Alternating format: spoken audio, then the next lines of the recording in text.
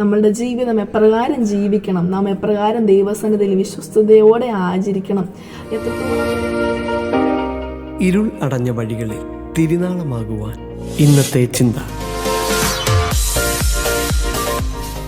വേഗം വരുന്നവനായ യേശു ക്രിസ്തുവിന്റെ നാമത്തിൽ പ്രഭാത വന്ദനത്തെ അറിയിച്ചുകൊള്ളുന്നു.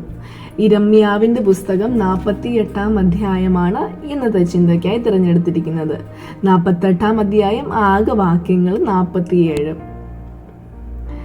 ഈ അധ്യായത്തിന്റെ ആദ്യ ഭാഗം തുടങ്ങുന്നത് തന്നെ ഇപ്രകാരമാണ്: മോവാബിനെ കുറിച്ചൊരു അരുളപ്പാട്. ഇസ്രായേലിന്റെ ദൈവമായ സൈന്യങ്ങളുടെ യഹോവ ഇപ്രകാരം അരുളി ചെയ്യുന്നു.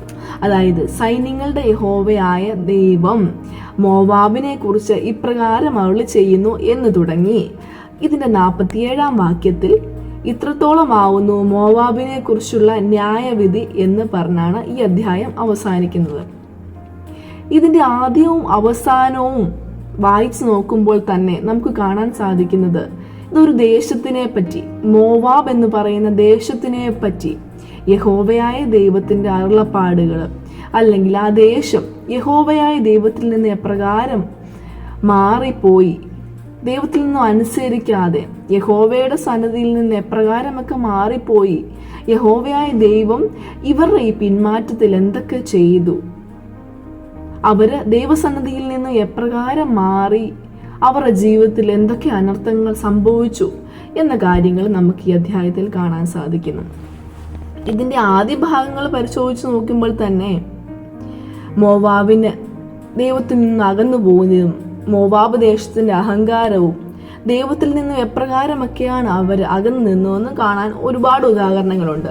അതിനൊരു ഉദാഹരണമായി 48 വാക്യത്തിൽ ഇപ്രകാരം വായിക്കുന്നു: യഹോവയുടെ പ്രവൃത്തി ഉദാസീനതയോടെ ചെയ്യുന്നവർ ശപിക്കപ്പെട്ടവർ, രക്തം ചൊരിയാതെ വാൾ അടക്കി വെക്കുന്നവർ ശപിക്കപ്പെട്ടവർ, അതിന്റെ പട്ടണങ്ങൾ നിവാസികളില്ലാതെ ശൂന്യമായി പോകും.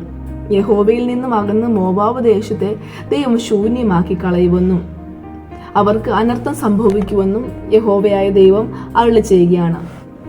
അതിന്റെ 12 മുതലുള്ള വാക്യങ്ങൾ പരിശോധിച്ച് നോക്കുമ്പോഴും മോവാബിന് വരാൻ പോകുന്ന നാശത്തെയാണ് യഹോവയായ ദൈവം ചൂണ്ടിക്കാണിക്കുന്നത്.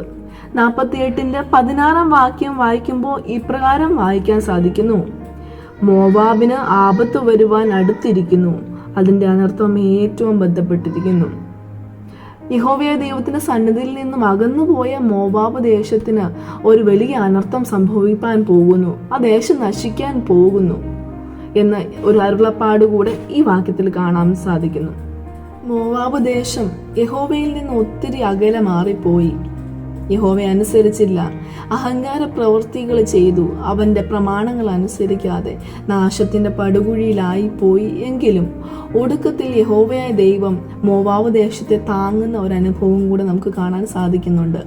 48 അധ്യായത്തിന്റെ 47 വാക്യം അവസാനിക്കുമ്പോൾ ഇപ്രകാരം പറയുന്നു: എങ്കിലും ഒടുക്കം ഞാൻ മോവാബിന്റെ പ്രവാസം മാറ്റുമെന്ന് യഹോവയുടെ അരുളപ്പാട്. ഈ അധ്യായത്തിന് ആദ്യം മുതൽ പരിശോധിച്ച് നോക്കുമ്പോൾ മോവാബ് ദേശം യഹോവയോട് ചെയ്ത ക്രൂര പ്രവൃത്തികളും അവന്റെ സന്നിധിയിൽ നിന്ന് വിട്ടുമാറിയ അനുഭവങ്ങളും കാണാൻ സാധിക്കുന്നുണ്ട്.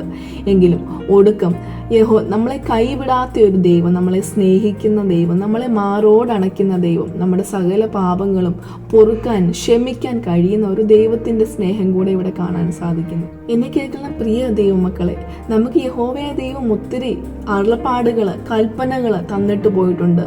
കുറെ അരുളപ്പാടുകൾ നമ്മളുടെ ചെവിയിൽ തന്നിട്ടുണ്ട്. നമ്മളുടെ ജീവിതം എപ്രകാരം ജീവിക്കണം, നാം എപ്രകാരം ദൈവസന്നിധിയിൽ വിശ്വസ്തയോടെ ആചരിക്കണം, എത്രത്തോളം അവന്റെ സന്നിധിയിൽ നിർമ്മലതയോടെ ആയിരിക്കണം എന്നൊക്കെ യഹോവയുടെ അരുളപ്പാട് നമുക്ക് അനവധിയായി കേട്ടിട്ടുണ്ട്. പക്ഷെ എപ്പോഴെങ്കിലും നമ്മൾ അത് അനുസരിക്കാറുണ്ടോ എന്ന് ചിന്തിക്കേണ്ട ഒരു സമയമായിരിക്കുകയാണ് ഇപ്പോൾ. യഹോവയുടെ അരുളപ്പാടുകൾ അനുസരിച്ച് അവന്റെ പാത പിന്തുടർന്ന് അവൻ നമുക്ക് നൽകിയേച്ചു പോയ കൽപ്പനകൾ അനുസരിക്കാൻ നാം തയ്യാറാകുമെങ്കിൽ ഈ മോവാബ് ദേശത്തിനോട് കരുണ കാണിച്ച ദൈവം നമ്മളോടും നമ്മുടെ വിഷയത്തിന്റെ മേലും കരുണ കാണിക്കാൻ ശക്തനായ ഒരു ദൈവമാണ്. ആ ദൈവത്തിൽ വിശ്വസിച്ചുകൊണ്ട് നമുക്ക് ഓരോ ദിവസവും മുന്നേറാം.